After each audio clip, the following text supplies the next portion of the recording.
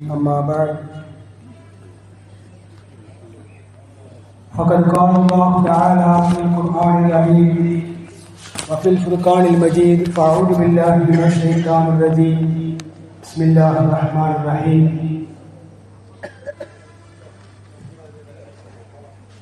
قل بفضل الله وبرحمته وبذلك فليفرحوا صدق الله العليم.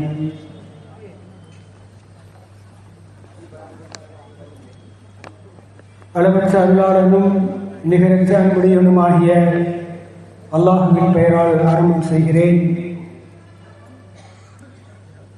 அல்லாஹ்வுடைய ஸலவாத்தும் ஸலாமும் நபிகள் நாயகம் ரசூலுல்லாஹி ஸல்லல்லாஹு அலைஹி வஸல்லம் அவர்கள் மீதும், அருமை சஹாபாக்கள், தாபிஈன்கள், தபு தாபிஈன்கள், சாலிஹீன்கள், ஷுஹதாக்கள், நல்லடியார்கள், குறிப்பாக வருகை தந்திருக்கின்ற நம் அனைவர்கள் மீதும் நிறைவாக உண்டாவதாக. ஆமீன். எல்லாம் வல்ல அல்லாஹ்வின் பேரருளால் ஒரு சிறப்புமிக்க திருநாளிலே, வரலாற்று சிறப்புமிக்க இந்த திருநாளிலே ஒரு மாத காலம் பகலில் பசித்திருந்து இரவில் விழித்திருந்து அல்லாஹ்வின் கட்டளைகளை அப்படியே நிறைவேற்றி அதற்குண்டான நிறைவான கூலியை பெறுவதற்காக இன்றைய தினம் இங்கு வருகை தந்திருக்கின்ற சங்கமிகு உலமா பெருமக்கள் மற்றும் விருத்தாச்சலம் நகர அனைத்து பள்ளியின் முத்தவழி நிர்வாக பெருமக்கள், வருகை தந்திருக்கின்ற அனைத்து பள்ளியின் ஜமாத்தார்கள், பெரியோர்கள், இளைஞர்கள் அனைவர்களுக்கும் ஈதுல் ஃபித்ர் பெருநாள் நல்வாழ்த்துக்களுடன் ஆரம்பமான அஸ்ஸலாமு அலைக்கும் வரஹ்மத்துல்லாஹி தஆலா வபரகாத்துஹு. கண்ணியமும் சங்கையும் பொருந்திய அல்லாஹ் நல்லடியார்களே, அல்லாஹ் அருள்மறையான் திருக்குர்ஆனில், நபியே இந்த மக்களுக்கு சொல்லுங்கள், குல் பில் ஃபத்லில்லாஹி வ பிரஹ்மதிஹி வ பிதாலிக ஃபல்யஃப்ரஹு, அல்லாஹ்வுடைய கிருபையை கொண்டும் அல்லாஹ்வுடைய ரஹமத்தை கொண்டும் இதன் மூலம் அவர்கள் சந்தோஷமாக இருக்கட்டும் என்று திருக்குர்ஆனிலே ஒரு வசனம் வருகிறது.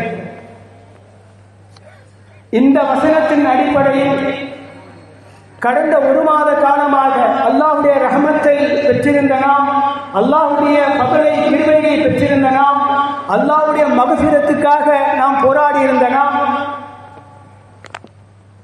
இப்படி அல்லாஹ்வுடைய சிறப்புகளை, ஃபத்லை கொண்டு, நிஅமத்தை கொண்டு நீங்கள் இந்நாளில் சந்தோஷமாக இருக்க வேண்டும் என்பதை அடிப்படையாக வைத்து உலகம் முழுக்க ஈதுல் ஃபித்ர் பெருநாள் கொண்டாடப்படுகிறது. நபிகள் நாயகம் ரசூலுல்லாஹி ஸல்லல்லாஹு அலைஹி வஸல்லம் அவர்கள் மதீனாவிற்கு வந்த நேரம், மதீனாவிற்குள் வந்தபோது பெருமானார் பார்த்த ஒரு காட்சி மனதை அவர்களை காயப்படுத்துகிறது. மதீனா என்று சொன்னாலே இரண்டு கோத்திரத்தார்கள் பெயர் போனவர்கள், அவுஸ் ஹஜ்ரஜ் என்று சொல்லப்படக்கூடிய இரண்டு கோத்திரத்தார்கள் பெயர் போனவர்கள். இந்த அவுஸ் ஹஜ்ரஜ் என்ற இரண்டு கோத்திரத்தார்கள் யாரும் கிடையாது, ஒன்று விட்ட பங்காளிகள் என்று சொல்லலாம். அண்ணன் தம்பிமார்கள், சிறிய தந்தை பெரிய தந்தை மக்கள். இவர்கள் ஆண்டுக்கு 2 பண்டிகைகள் கொண்டாடி கொண்டிருக்கிறார்கள். வருஷத்துக்கு 2 பண்டிகை கொண்டாடப்படுகிறது. பெருமானார் மதீனாவிற்கு வந்த புதுசு எதை வைத்து பண்டிகை கொண்டாடினார்கள் என்றால், அந்த 2 கூட்டத்தார்களுக்கும் 100 ஆண்டு கால பகை இருந்தது. அந்த 2 கூட்டத்தார்களும் சொந்தக்காரர்களாக இருந்தும், உற்ற உறவினர்களாக இருந்தும், சகோதரத்துவ மக்களாக இருந்தும் ஆண்டிற்கு 2 பண்டிகை கொண்டாடுகிறார்கள். எப்படி அந்த பண்டிகை வந்தது என்றால், இவர்களுக்குள் 100 ஆண்டு கால சண்டை வரும். ஒரு காலத்தில் இவர்கள் வெற்றி பெற்றார்கள், இன்னொரு காலத்தில் இவர்கள் வெற்றி பெற்றார்கள். இவர்கள் இரு கூட்டத்தார்களும் வெற்றி பெற்ற அந்த நாளை கணக்கிட்டு அந்த தேதியை குறித்தார்கள்.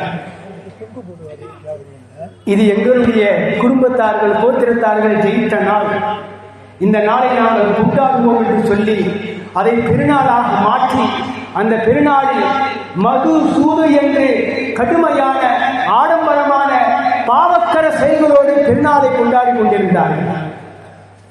இந்த சமயத்தில் வந்த ரசூலுல்லாஹி ஸல்லல்லாஹு அலைஹி வஸல்லம் அவர்கள் அங்கே துஆ செய்தார்கள். யா அல்லாஹ், இவர்களுக்கு இதைவிட ஒரு சிறந்த பெருநாளையை தர வேண்டும் என்று பெருமானார் துஆ செய்கின்றார்கள். அந்த ஆண்டு ஹிஜ்ரி 2ஆம் ஆண்டு ரமலான் மாதம் நோன்பு கடமையாக்கப்பட்டது. முதல் முறையாக ரமலான் முடிந்த பிறகு ஈதுல் ஃபித்ர் என்ற பெருநாள் ஆரம்பமானது. ஈதுல் ஃபித்ர் பெருநாளை எப்படி கொண்டாட வேண்டும்? உற்றார்கள் உறவினர்கள் சண்டை போட்டிருக்க கூடாது, ஒரே தாய் குல மக்கள் ஒற்றுமை இல்லாமல் இருக்கக்கூடாது, வேறுபாடு இல்லாமல் இருக்க வேண்டும். அந்த வேறுபாட்டை கலைத்து ஒரு ஒற்றுமையாக ஒரு ஈதுல் ஃபித்ர் திருநாள் வர வேண்டும் என்பதற்காக நபிகள் நாயகம் ஸல்லல்லாஹு அலைஹி வஸல்லம் அவர்கள் அங்கே செய்த துஆதான் இன்று வரை ஈதுல் ஃபித்ர் என்ற பெருநாளை நாம் கொண்டாடி இருக்கிறோம். அல்லாஹ் நமக்கு 5 கடமைகளை ஆக்கி தந்தான். 5 கடமைகளில் தொழுகை, நோன்பு, ஹஜ், இந்த 3 நமக்கு 3 திருநாட்களை தந்திருக்கிறது. இந்த 3 கடமையும் இந்த இஸ்லாமிய சமூகத்திற்கு 3 விதமான பெருநாட்களை தந்திருக்கிறது. பெருநாள் கொண்டாடுவது என்று சொன்னால் ஓர் அணியில் நின்று ஒற்றுமையோடு சகோதரத்தோடு கொண்டாட வேண்டும் என்பதற்காக நாம் 7 நாள்கள் தொழுகையை முடித்த பிறகு வெள்ளிக்கிழமை அன்று ஒரு மஹல்லாவில் வாழக்கூடிய மக்கள் ஒன்று கூடி ஓரிடத்தில் ஜும்ஆவை தொழ வேண்டும் என்று அல்லாஹ் வெள்ளிக்கிழமையை நமக்கு பெருநாளாக மாற்றினார். 5 வக்து தொழுகையை 7 நாள் தொழுத பிறகு அன்று வரக்கூடிய வெள்ளிக்கிழமை ஜும்ஆ மஹல்லா மக்கள் ஓரிடத்தில் ஒன்று கூடி ஒன்றாக தொழ வேண்டும். இப்படி வெள்ளிக்கிழமையை தொழுகையின் மூலம் அல்லாஹ் கடமை பெருநாளாக மாற்றித் தந்தார். அதேபோல் ஆண்டுக்கு ஒரு முறை அல்லாஹ் நோன்பை கடமையாக்கினார். 30 நாட்கள் நோன்பு நோற்ற பிறகு அந்த ஊரில் உள்ள எல்லா மக்களும் ஒன்று கூடி ஓரிடத்தில் வந்து ஒன்றாக தொழ வேண்டும். இப்படி நோன்பு பெருநாளை அல்லாஹ் தஆலா உருவாக்கினார். வாரம் ஒரு நாள் வரக்கூடிய பெருநாள் மஹல்லாவில் ஒன்று கூட வேண்டும். வருடத்திற்கு ஒரு நாள் நோன்பு முடிந்து வரக்கூடிய பெருநாளில் ஊர் மக்கள் அனைவரும் ஒரு திடலில் திரள வேண்டும். இப்படி அல்லாஹ் ஒற்றுமையை நிலைநாட்டினான். ஆண்டுக்கு ஒரு முறை ஹஜ் என்ற கடமையை அல்லாஹ் தஆலா ஏற்படுத்தி அந்த ஹஜ்ஜிலே ஹாஜிகள் ஹஜ் செய்யக்கூடிய துல்ஹஜ் 10ஆம் நாளில் உலக மக்கள் எல்லாம் ஒன்று கூடும் நாளை அல்லாஹ் பெருநாளாக மாற்றினார். வாரத்தில் ஒரு நாள் ஜும்ஆ என்பது பெருநாள், மஹல்லா மக்கள் ஒன்று கூட வேண்டும். ஆண்டுக்கு ஒரு முறை ஈதுல் ஃபித்ர் பெருநாள் தொழுகை ஊர் மக்கள் ஒன்று கூட வேண்டும். ஆண்டுக்கு ஒரு முறை ஹஜ் பெருநாள் பண்டிகையில் உலக மக்கள் ஒன்று கூட வேண்டும். இங்கே அல்லாஹ் சொல்ல வரக்கூடிய செய்தி என்ன?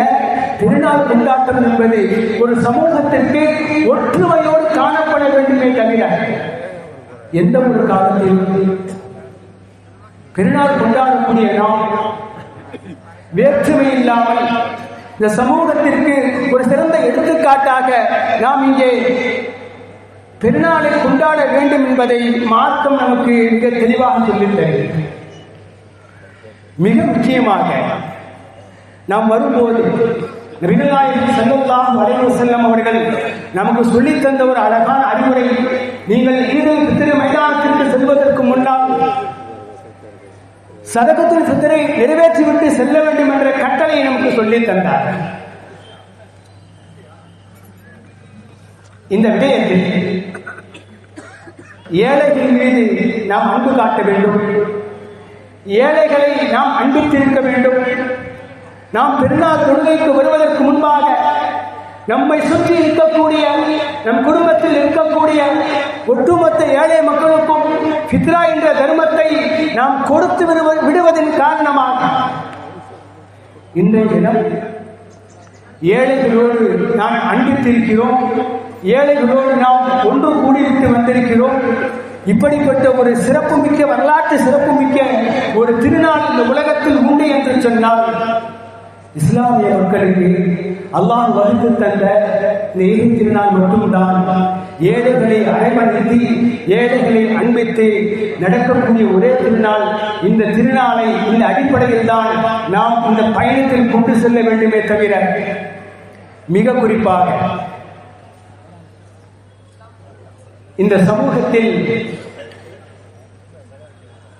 நாம் ஓராண்டு காலத்தில் இந்த ஒரு மாத காலத்தில் நாம் செய்த அமல்களை எல்லாம் ஒன்று திரட்டி இந்த இடத்திற்கு நாம் கொண்டு வந்திருக்கிறோம். நாம் செய்த பகலில் நோற்று நோன்புகள், இரவில் தொழுத தொழுகைகள், நாம் செய்த ஜக்காத்துகள், நாம் நிறைவேற்றிய சதக்கா தான தர்மங்கள், இது எல்லாவற்றையும் அல்லாஹ்விடத்தில் முழுமையாக நிறைவேற்றிவிட்டு இன்றைய தினம் ரசூலுல்லாஹி ஸல்லல்லாஹு அலைஹி வஸல்லம் அவர்கள் நமக்கு வழங்கப்படக்கூடிய கூலியை பற்றி சொல்லும் போது நாம் வரும் வழிகளில் நம் கண்ணுக்கு தெரியாத மலக்குமார்கள் துஆ செய்து அனுப்பியிருக்கின்றார்கள். நாம் திரும்பி வீட்டுக்கு போகும் வரையும் மலக்குமார்கள் நமக்காக துஆ செய்துதான் வீட்டிற்கு அனுப்பப் போகிறார்கள். ஏன்? அந்த மலக்குமார்கள் சொல்லக்கூடிய வார்த்தைகளை ஹதீஸ்களில் நபிகள் நாயகம் ஸல்லல்லாஹு அலைஹி வஸல்லம் அவர்கள் சொல்லும் போது, கண்ணியமிக்க மகத்துவம் வாய்ந்த தயாளனை நாடி செல்லுங்கள், உங்களுக்காக கூலியை வழங்க அவன் காத்துக் கொண்டிருக்கிறான். இந்த சபையில் நோன்பாளிகளுக்கு உண்டான நற்கூலி வழங்கப்படுகிறது. தராவீஹ் தொழுகையாளிக்கான நற்கூலி வழங்கப்படுகிறது. இஃப்தார் நேரத்திலே நோன்பாளிகளுக்கு செலவு செய்தவர்களுக்கு நற்கூலி வழங்கப்படுகிறது. சகர் உணவிலே பொறுப்பேற்றுக் கொண்டவர்களுக்கு சிறந்த கூலி வழங்கப்படுகிறது. நாம் செய்கின்ற அமல்கள் அல்லாஹ்வால் ஒப்புக்கொள்ளப்பட்டு அதற்கான கூலியை மலக்குமார்கள் சாட்சியோடு வழங்குவதற்காகத்தான் இந்த இடத்திற்கு நாம் வருகை தந்திருக்கிறோம். மிக முக்கியமாக சில விஷயங்களை நாம் கவனத்தில் எடுக்க வேண்டும். நோன்பு கடமையாக்கப்பட்டதின் நோக்கத்தை பற்றி அல்லாஹ் சொல்லும் போது லஅல்லக்கும் தத்தகூன், உங்களுக்கு இறையச்சம் வர வேண்டும் என்பதற்காக. ஹஜ்ஜை கடமையாக்கி அல்லாஹ் சொன்ன வார்த்தை ஃபதஸவ்வது ஃபஇன்ன கைரல் ஜாதி தக்வா. தக்வா என்ற கட்டிச்சாரத்தோடு அந்த இடத்திற்கு வாருங்கள். குர்பானியை பற்றி சொல்லும் போதும் கூட எனக்கு அந்த கறி மாமிசம் அதெல்லாம் அந்த ரத்தம்லாம் எனக்கு தேவையில்லை. வலாக்கு என்னாலும் தக்குவா, உங்ககிட்ட இருந்து தக்குவா வர வேண்டும். அல்லாஹ் கடமையாக்கிய எல்லா கடமைகளுக்கு பின்னாலும் தக்குவா வர வேண்டும். தக்குவாவை கொண்டு அதிகாரிகளை பரிசுத்தப்படுத்தி ஆண்டுக்கு ஒரு முறை மனிதனை மனிதனாக மாற்ற வேண்டும் என்பதற்காக வேண்டுதான் ரமலான் மாதத்திலே நோன்பு கடமையாக்கப்பட்டிருக்கிறது. எவ்வளவு அழகாக ரமலான் நமக்கு கற்றுத்தந்த பாடம் எவ்வளவு அழகு தெரியுமா? பகலில் உணவு கம்மி, இரவில் தூக்கம் கம்மி, குடும்பத்தை விட்டுவிடவில்லை, வியாபாரத்தை விட்டுவிடவில்லை, தொழுகையும் விட்டுவிடவில்லை. இந்த நோன்பு சொல்லித் தந்த அழகான பாடம் பாருங்கள்.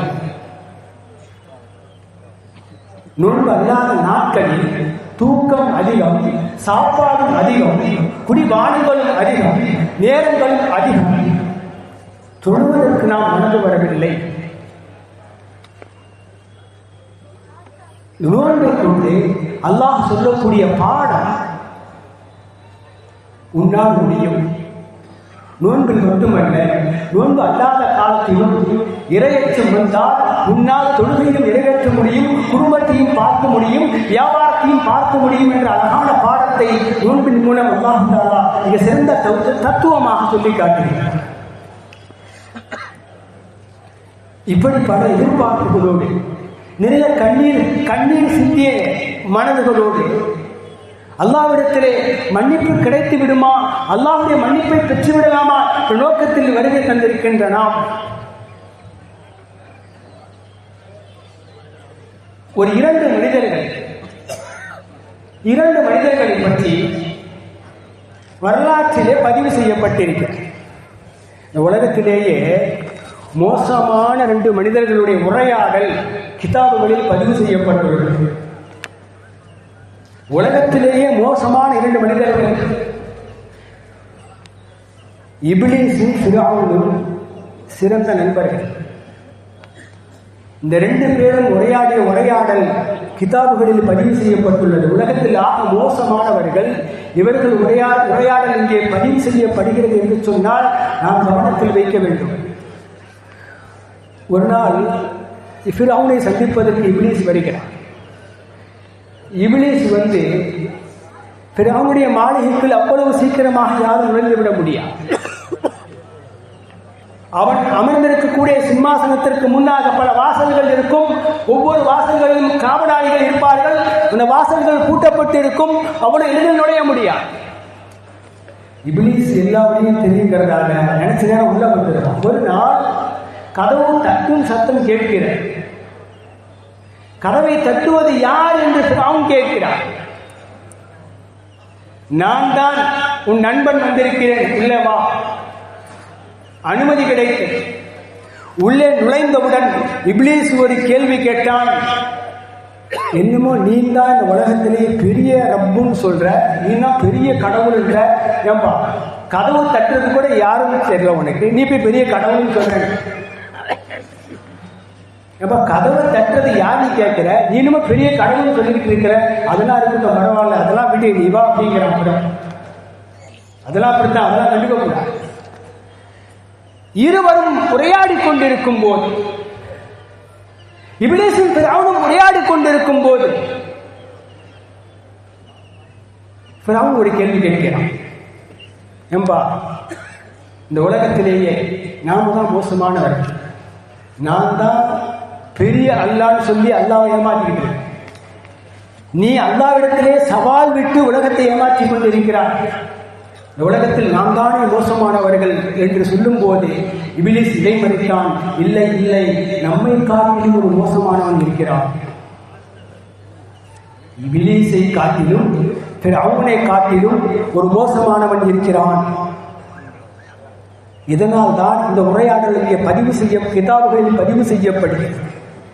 யார் அந்த மோசமானவன்? ஃபிரௌன் கேட்டபோது இப்லீஸ் விடுகின்றான். தன் 2 சகோதரர்கள் உலகத்தில் வாழ்ந்து கொண்டிருக்கும் போது தன் சகோதரன் ஒரு சின்ன தவறு செய்திருப்பான். அந்த தவறுக்காக மன்னிப்பும் கேட்டிருப்பான். நான் மன்னிக்க முடியாது என்று யார் இந்த உலகத்தில் வீராப்போடு இருக்கின்றானோ அவன் நம்மை காட்டிலும் மோசம் என்றான்.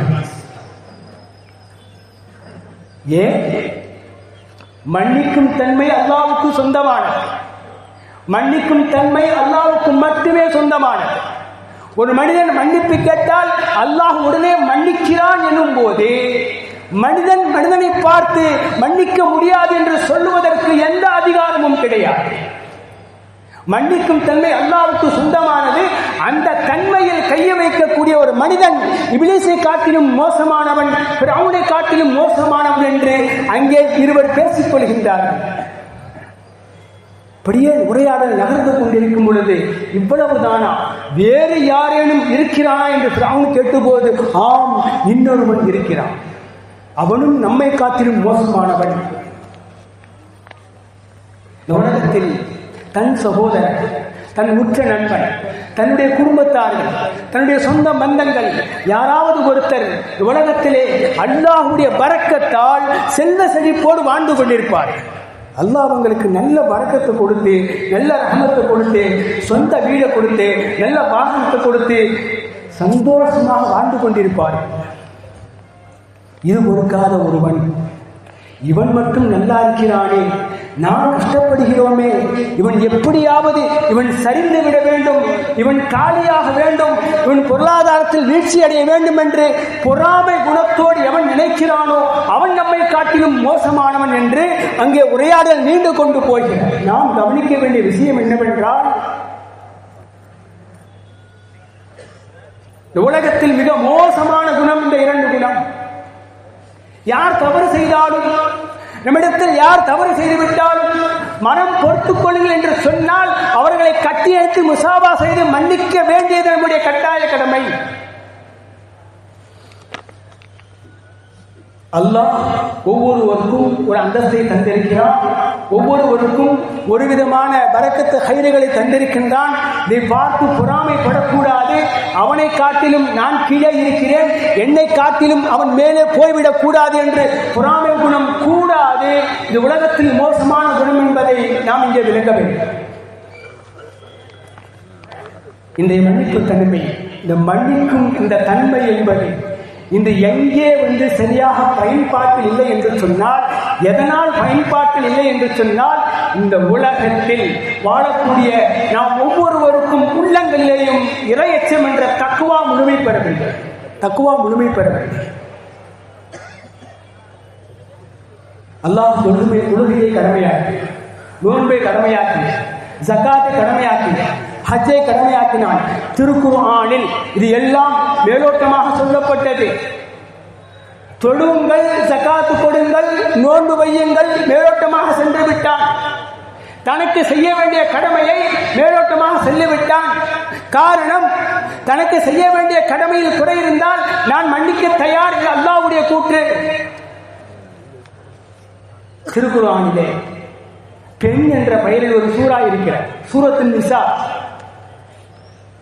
அந்த நிசா என்ற அத்தியாயத்திலே திருமணத்தில் ஆரம்பிக்கக்கூடிய அல்லாஹ் ரப்பல் ஆலமீன் திருமணம் எப்படி செய்ய வேண்டும், திருமணம் யாரை செய்ய வேண்டும், திருமணத்திற்கு பிறகு குழந்தை பிறந்தால் அந்த குழந்தைக்கு எத்தனை ஆண்டுகள் பால் கொடுக்க வேண்டும், பெற்றோர்களுக்கு பிள்ளைகள் எப்படிப்பட்ட கடமைகளை நிறைவேற்ற வேண்டும், பிள்ளைகள் பெற்றோர்களுக்கு எப்படிப்பட்ட கடமைகளை நிறைவேற்ற வேண்டும், கடைசியாக பாக பிரிவினவரை மௌத்து வரை பாக பிரிவினவரை ஒன்று விடாமல் அல்லாஹ் தஆலா நாம் இந்த உலகத்தில் நாம் ஒரு தந்தையாக இருக்கும் போது மகனுக்கு எப்படி இருக்க வேண்டும், மகனாக இருக்கும் போது தந்தைக்கு எப்படி இருக்க வேண்டும், கணவனாக இருக்கும் போது மனைவிக்கு எப்படி இருக்க வேண்டும், உடன் பிறந்த சகோதரனுக்கு சகோதரனாக எப்படி இருக்க வேண்டும் என்பதை எல்லாம் அல்லாஹ் விலாவரியாக இங்கே பேசி தள்ளுகிறான். என்றால் இந்த உலகத்திலே நம்முடைய ஹக்குதாரிகள், நம்முடைய பெற்றோர்கள், நம்முடைய பிள்ளைகள், நம்முடைய குடும்பத்தார்கள் நம்மால் மனம் நோய்விடக்கூடாது, உறவினர்கள் நம்மால் பாதித்து விடக்கூடாது. இதை அல்லாஹ் தஆலா மன்னிக்க தயாராக. பெருமானார் சொல்லுவார்கள், இந்த உலகத்தில் அடியார்களுக்கு மத்தியில் செய்யக்கூடிய கடமைகளிலே குறை இருந்தால், ஒரு அடியான் இன்னொரு அடியானுக்கு அநீதம் செய்திருந்தால் அந்த அடியான் அவனை மன்னிக்காதவரை அல்லாஹ் மன்னிக்க மாட்டான் என்ற செய்தியை பெருமானார் அழுத்தமாக பதிவு செய்திருக்கின்றார். இந்த இடத்தில் நாம் ஏன் இதை செய்கிறோம் என்று சொன்னால், இவைகளுக்கெல்லாம் அல்லாஹ்வுடைய பயம், அல்லாஹ் நமக்கு சொல்லித் தந்திருக்கின்ற மார்க்கம், சொல்லித் தந்திருக்கிற இறையச்சம் என்ற தக்குவா உள்ளத்தில் வந்துவிட்டால் எல்லாம் சரியாக இருக்கும். நம்முடைய நடைமுறை, நம்முடைய வாழ்க்கை முறை எல்லாம் சரியாக இருக்கும். அதனால்தான் அல்லாஹ் ரப்பல் ஆலமீன் ஆண்டுக்கு ஒரு முறை ரமலான் மாதத்தில் நமக்காக நோன்பை கடமையாக்கி, நோன்பின் மூலம் நம்மளை பக்குவப்படுத்துகிறான். நாமும் பக்குவம் அடைகிறோம். ரமலானுக்கு பிறகு மீதம் உண்டான காலங்களிலே நாம் இப்படி போக வேண்டும் என்பதற்காக வேண்டிதான் அல்லாஹ் ரப்பல் ஆலமீன் நம்மை மிக தெளிவாக பக்குவப்படுத்துகிறார். இன்றைய தினம் ஈது திருநாள் என்று சொன்னால், இந்த ஈது திருநாளில் நாம் வெட்டி எறிய வேண்டிய சில விஷயங்கள், நாம் களைய வேண்டிய சில முக்கியமான விஷயங்கள், நாம் உறவினர்களோடு சேர்ந்து கொண்டாடினால்தான் பெருநாளாக இருக்குமே தவிர, யாரிடமும் பேசாமல் யாராவது ஒருவரிடத்தில் முகம் கோடி விட்டு இருந்தாலும் கூட இந்த பெருநாளாக மாறுமா என்பதும், இன்றைய தினம் நாம் பெறப்படக்கூடிய, நமக்கு வழங்கப்படக்கூடிய மன்னிப்புக்கு நாம் சொந்தமாகுவோமா என்றும் கூட ஒரு கேள்விக்குறி. என்ன ரசூலுல்லாஹி ஸல்லல்லாஹு அலைஹி வஸல்லம் அவர்கள் இப்படி சொல்லுகின்றார்கள், அடியானின் அமல்கள் வாரத்திற்கு 2 முறை வானிற்கு உயர்த்தப்படுகிறது. திங்கட்கிழமை அசருக்கு பிறகும் வியாழக்கிழமை அசருக்கு பிறகும் நாம் செய்கின்ற அமல்கள் வானிற்கு உயர்த்தப்படுகிறதா? ஒவ்வொரு அமலாக முதல் வானத்திற்கு சென்று அனுமதி பெற்று அல்லாஹ்வை நோக்கி செல்கிறதா? ஒரு சிலர்களின் அமல்கள் முதல் வானத்தை கூட தொட முடியாமல் அந்தரங்கத்தில் தொங்குவதாக பெருமானார் பேசுகின்றார். ஏன் இவர்கள் அமல் மட்டும் உள்ளே செல்லவில்லை? இவர்கள் எல்லாம் செய்தார்கள், தொழுதார்கள், நோன்பு நோற்றார்கள், சகாத்தை கொடுத்தார்கள், சதகாவை நிறைவேற்றினார்கள். ஆனால் உறவினர்களை முறித்து வாழ்ந்தார்கள். அதன் காரணமாக இவர்கள் அமல் அந்தரங்கத்தில் தொங்கிக் கொண்டிருக்கிறது. இவர்கள் உறவினர்களை சேர்ந்து விட்டால் அமல் அல்லாஹ்வை நோக்கி சென்றுவிடும். இப்போது நமக்கு இந்த உணர்வு வரும் அல்லவா? நம்முடைய அமலுடைய கண்டிஷன் என்ன என்பது நாம் உணர வேண்டும் அல்லவா? இந்த இறையச்சம் ஏன் வேண்டும்? இந்த இறையச்சத்தால் இன்றைய சமுதாயம் மிகப்பெரிய சீரழிவை சந்தித்துக் கொண்டிருக்கிறது. அல்லாஹ்வுடைய அச்சம் இல்லாமல், அல்லாஹ்வுடைய பயம் இல்லாமல், அல்லாஹ்வுக்கு கட்டுப்படாமல் ஒரு தனி பெயரளவில் முஸ்லிமாக வாழக்கூடிய இந்த சமுதாயத்திலே நிறைய நபர்கள் இன்று சீரழிந்து கொண்டிருக்கின்றார்கள். கடந்த 2 நாட்களுக்கு முன்பாக நம்முடைய இளைஞர்கள் விஷயத்தில் பெற்றோர்கள் கவனம் செலுத்த, நம் இளைஞர்களுக்கு மார்க்கத்தை கொஞ்சம் சொல்லிக் கொடுங்கள், அல்லாஹ்வை பற்றி அவர்களுக்கு எடுத்து சொல்லுங்கள், தக்வாவை பற்றி எடுத்து சொல்லுங்கள். 2 நாட்களுக்கு முன்பாக தமிழகத்தில் ஒரு சம்பவம். அல்லாஹ் சொல்லக்கூடிய செய்தி என்ன? அஸ்ஸௌமுலி வான அஜிசிபி, அஸ்ஸௌமுலி வான அஜிசிபி, நோன்பு எனக்கானது, நானே கூலி தருவேன். கடந்த 2 நாட்களுக்கு முன்பாக ஒரு இஃப்தார் நிகழ்ச்சியிலே ஒரு தலைவர் கலந்து கொள்கிறார்.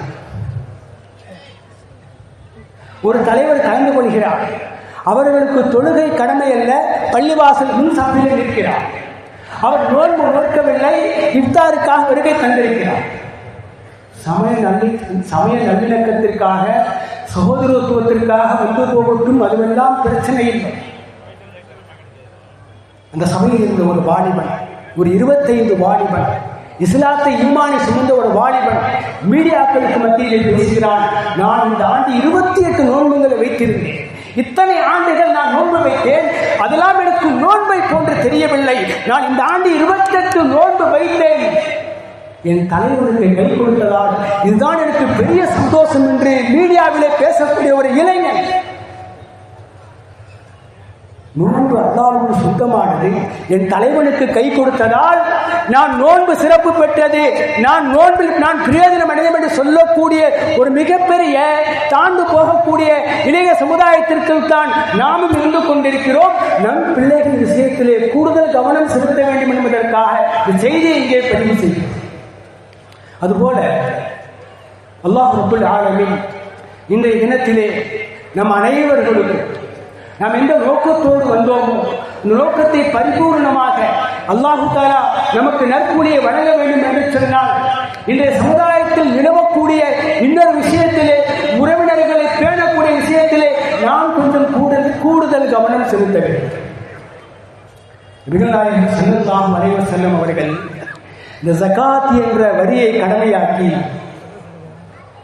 வறுமையை ஒழித்தார்கள்.